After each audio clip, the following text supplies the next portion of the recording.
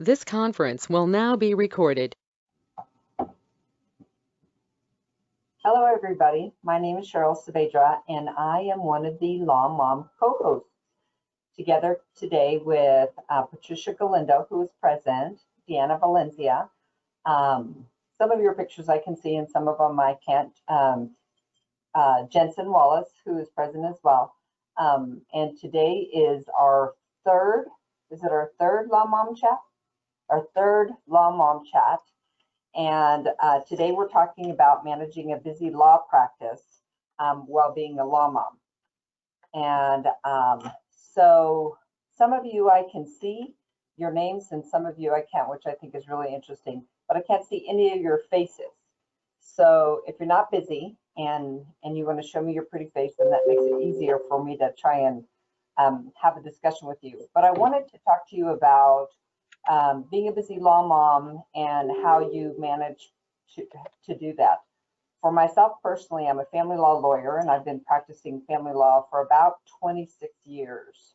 I have two kids of my own and they're 21 and 23. And then I'm married and together with my husband, we have 8 kids. I said that correctly, 8 kids, which is crazy. He's got 2 sets of kids. He's got 4 girls that are grown, and then he has 2 boys that are 12 and 14. And so we have basically 3 sets of kids. And then I'm a new mom. Let me show you my baby. Say hello. This is my office dog. This is Ben. This is my most recent child, and he actually requires almost as much work as an infant does. It takes me about 30 minutes to pack all of his toys and all of his stuff in the morning, and he's a little firecracker.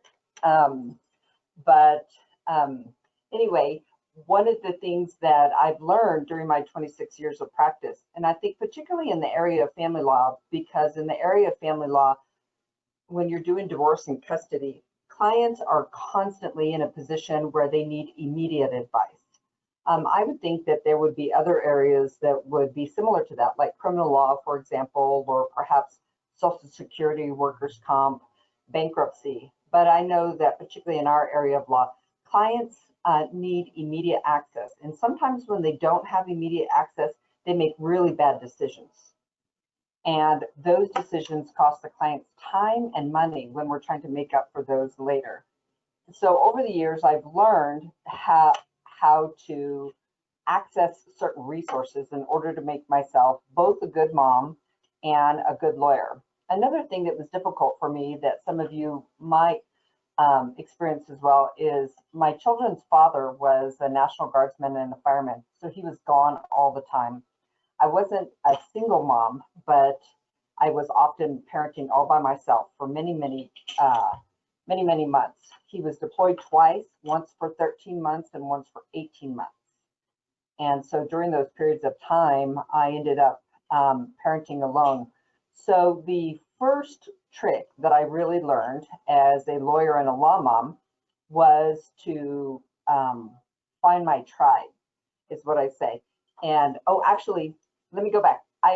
One of the things that I discovered when I was creating an outline for this is we tend to think in prose. And so I actually ended up writing an article regarding this particular subject because that's just how my thoughts came out. I don't know if that applies to you guys, but when I'm thinking about something, I'm just typing along, and before you know it, I have this prose about whatever it is that my subject happened to be. So in that, so that my presentation goes along with this particular writing that I did, my first rule is focus on one thing at a time. I think a lot of people will tell you that as law moms and lawyers, we have to multitask. And I would suggest to you that multitasking is a failure at every level. It is an impossibility with children because children know when you are not paying attention to them. If you are on the phone and you are trying to pay attention to your child at the same time, that child knows it. And if you're cooking, trying to pay attention to your children, trying to do laundry and trying to, and you've got a client on the phone, you're not giving your 100% to any of those, in fact, and you're likely probably only hearing half of what your client says, only hearing half of what your child says. You probably already burned what you had on the stove, and you put the clothes in the dryer for the 13th time that particular week because you're not sure whether they're dry or not, or this is the same load or a different load. So one of the things that I learned is not to try and multitask. I had very direct discussions with my children and explained to them what it meant to be a lawyer and the responsibilities that I had. And I made a promise to them that when I was there for them, I would be there for them. And when I was there for work, that mom had to be at work. And part of that meant that I had to find ways to focus. And a lot of us have to take our kids to work. I mean, this is supposed to be my office dog, but it's really me taking my kid to work. And part of that is I can do that because I've been practicing for 26 years, and legitimately this is a dog. But I know that many of us have had to take our kids to work when they're sick, or we can't find a babysitter, or we can't take them to daycare, or and if you have the opportunity to take your kids to work, then you're lucky.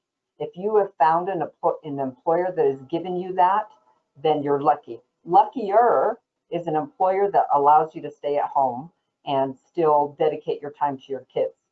So part of that is finding an employer that supports you and your kids in what it is that you're doing. And I know that there's lots of family-oriented kids, and that's part of the policy. Part of what the Committee for Women in the Legal Profession is working on is a directive to the state bar that will allow law firms locally to be rewarded for being family oriented and to being diversity oriented and to being all of those things that we all should be on a daily basis. So my first piece of advice is try and find ways to compartmentalize what your obligations are. If your kids don't wake up till 7 o'clock and you can get up an hour early to just dedicate to one thing, then try and do that. If your kids are in bed by 8 o'clock and that gives you 2 hours before you have to get in bed, then try and focus on those things during those hours instead of trying to do everything at once. I know that they say in the world of modern technology that multitasking is truly an art, but it is not, in my opinion. It's a failure at every single level. And so try not to do that, particularly with respect to your kids, if you can. The other thing that I wanted to tell you this story about my attempts to multitask when my kids were young. So my kids were very athletic and they played in sports their entire life, from age 5 until they graduated from high school, and then a little bit at the college level. And I made a point of it to attend every single game, every single practice, every single parent-teacher meeting, every single end of the year season. It was important for me not to miss anything. But one of the things that became obvious to me is my children could tell when I was just physically present, but I wasn't paying attention. And I remember my youngest daughter saying to me, well, you're here, Mom, but you're not really here. You're paying attention to your phone. You're not paying attention to me.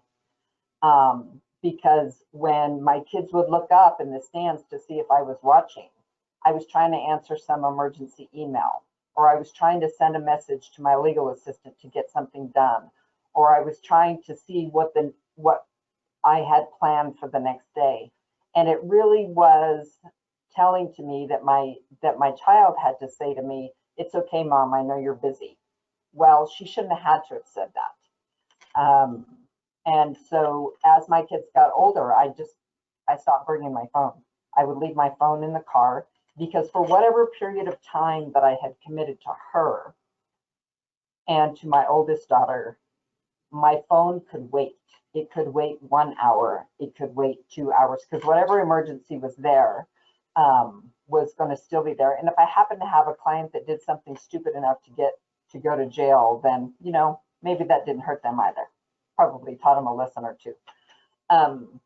So I think that when you give your kids a clear message and you give them clear time, that they become much more understanding, and you don't get the mom, mom, mom, mom, mom every 5 seconds, because they know that their time is coming. My second tip is to find your tribe. And this is one of my favorite stories. So I'm originally from Roswell, New Mexico, and I moved here about 3 years ago. And in Roswell, I'm a hometown girl. So I have lots of family, lots of friends there. But early on in my career, I developed a group of lawyer girlfriends. One is now a district court judge in Las Cruces, and the other one lives in Houston. And over cocktails one Friday, we were lamenting about trying to juggle everything, and we developed a Law Mom play group. And this Law Mom play group meant that one of us each Saturday kept the other two parents' children for the day. From about 10 o'clock to 2 or 3 or 4 o'clock, we had all 3 kids. And at one point, there was 4 of us, but primarily 3 of us. And we each took one Saturday a month. And I have developed such wonderful friendships with those women. They're still my good friends to this day. And my children are still very good friends with their law mom. And I don't think we called it law mom, but something to that effect, play dates. And it was an opportunity for me to say, okay, this is my Saturday. And for my Saturday, I'm going to entertain these 3-year-olds, these 4-year-olds. And it lasted from the time that they were about 2 or 3 till they were 6 or 7. And so it lasted quite a significant period of time, but it was very rewarding at the time, because I knew that I was helping somebody and I knew that they were helping me. And it's hard to ask people for help. It's hard to say, I'm stuck in court, can you run go pick up my kids? Or I'm stuck in court, can you get my daughter to soccer? Or my trial is running over, can you figure out where my kids are? I don't know if somebody picked them up. Or to have to tell the judge, Your Honor, I need 5 minutes to check on my kids and see where they are. Those are hard things to have to get used to, because you're constantly feeling like a failure, that you're not keeping track of your life or your schedule or your kids. But particularly in my area of law, it's very volatile. I can get set for an hour hearing and be stuck in court for 4 hours. And the best planning is meaningless, because I'm not in control in the courtroom. Somebody else is in control. And when you're subject to somebody else's control, then it makes your life and the life of your children more volatile. So I always say, find your tribe, find that group of people that you can count on on a regular basis. For me, the Saturdays were the law mom. That wasn't a day where I was caught in court. That wasn't a day where I couldn't get my kid to soccer. That was a day just for me. And I think that you have to do both. You have to have a group of people that you can call on every single day at any moment's notice to help you. A lot of times that was my legal assistant.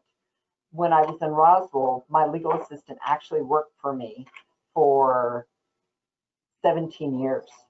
So our children grew up together. I could count on her the way that I could count on any particular family member. And so you develop very long-standing relationships. And these people they become as important to your children as they become to you.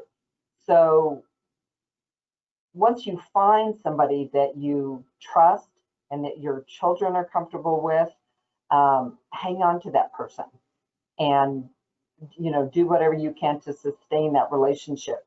It was a little problematic for me, and I was not very trustworthy when it came to leaving my kids with just anybody. I would just as soon drag my kids everywhere than leave them with somebody that I didn't trust. And Roswell's a fairly small community. It doesn't take much to know somebody, but even in that particular small of a community, I was very cautious with who I left my children with. And that made it a little bit harder for me to find my tribe, if you will. But eventually I found them, and it was one of the most rewarding parts of being a lawyer and a mom, because those moms understood. They understood everything about me being a lawyer. One of them happened to practice the same area of law that I did. Um, and it was a wonderful experience. So if you have the opportunity to do that, please do so. The last tip that I have is an interesting one, because it would be easy for me to talk about managing your court schedule or managing your office schedule or managing your workload. But what I really wanted to talk about is my last tip, is what I call avoiding the mean moms. And what I mean by mean moms are those moms who purport to have the perfect life and the perfect child and the perfect marriage and the perfect house and the perfect everything. And I always hated those moms. I'll be honest with you. I hated those moms because they seemed so incredibly condescending to me. And so my tip is to avoid the mean moms, and they're really easy to spot because they always seem very sympathetic.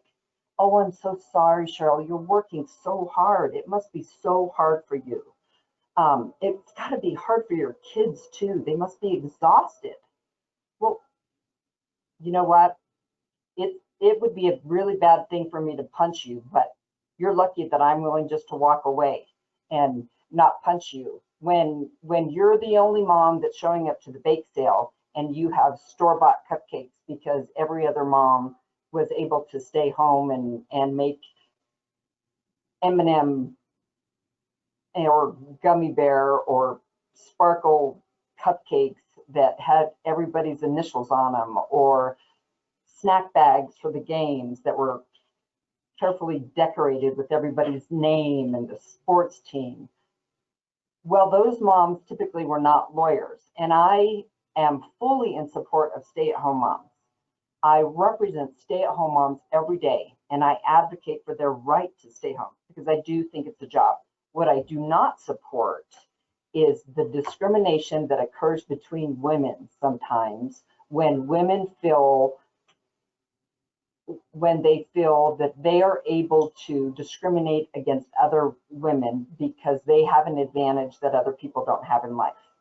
If you are a stay-at-home mom, you have the best opportunity in the world ever.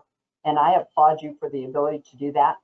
But what I don't support is discriminating against another mom that is trying their very best to do everything that they can to get their kids to school and to practice and to play date and to dance practice and to church and to catechism and to make sure that they have everything that they're supposed to do. I think we as mothers have an obligation to support each other. And by mean moms, I'm talking about the women that do not support each other. I have there's two women recently that I've even said to, I'll take care of your kids. You deserve a cocktail. And if you don't have anybody to watch your kids, I don't have any kids at home. I've got a dog. I'll watch your kids. Because I think that that's what we have to do. If we're not supporting ourselves, then we can't expect for society to support us as moms and lawyers. And the shining light is your kids are only going to be young for so long. And when they're young, you're going to devote 100% of your time to them. But now my kids are grown. I'm not saying that my kids at 21 and 23 don't still need me. They're actually very needy. I don't know if they're needy because they're girls, but they're very needy. One of them works for me, and if she were here today, she would be popping in and out of my screen. Mom, mom, mom. So it doesn't end at 18 at all. But there's going to be a time in your life as a woman and a mother where you're able to devote lots and lots of time to your career. And you're going to be able to do things like Law Mom podcast because you don't have kids to pick up. You don't have kids that are sick. And in that, just realize that everything has its own time.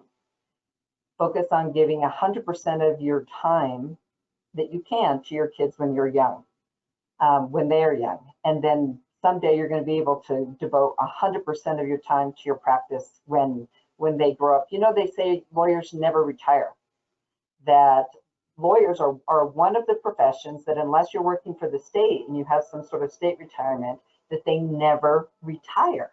And even if they have state retirement, then they go on to be judges or federal district court judges or law professors or whatever. So you're going to have lots and lots and lots of time to devote to your career, but your kids are not going to be young for long. So that's all I have to say.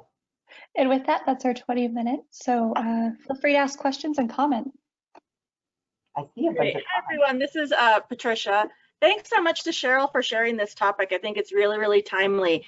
And, you know, Cheryl, I was fortunate enough when I was in law school, some of my friends were a little bit older, and exactly the things that you shared are some of the things that they told me. They said, you know what, you will never, ever go back and say, gosh, I wish I would have worked a little bit harder. What you do is you go back and you say, gosh, I wish I would have taken a little bit more time with my kids during certain times and spent more time with them. And so I think it's great that you're saying that, and I'm so glad to see so many of you on the line today. Are there any other questions for Cheryl about how to balance and how to be effective being both a mom and a lawyer? I think, you know, one of the other things that I'd like to say is never be embarrassed about how hard you're working. And don't let other people, other women, other law partners make you feel embarrassed or diminished by how hard you're working. Because someday your kids are going to grow up and they're going to be amazed at how hard you work. And it's going to be a great lesson for them in work ethic. The reward is amazing. You know, my kids will say, Mom, you always work so hard. You always work so hard. We're so proud of you.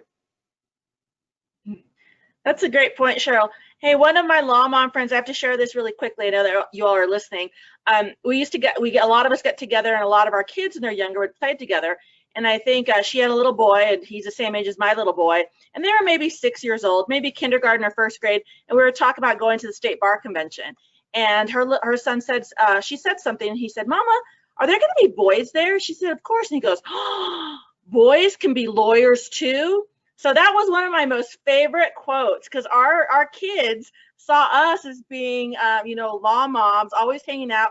They were the only lawyers that our kids knew. So to think that our little boys had no idea that boys could be lawyers too, to me was like, see, I see you guys laughing. That was one of the best things. That still gives me chills and stuff. And you know what, Cheryl, that goes to show they know that we work really hard, that we're doing really important work, that we're professional women, we're moms, and they had no idea boys could do that difficult job as well. So I love to share that story. That's our, you know, my little tribe.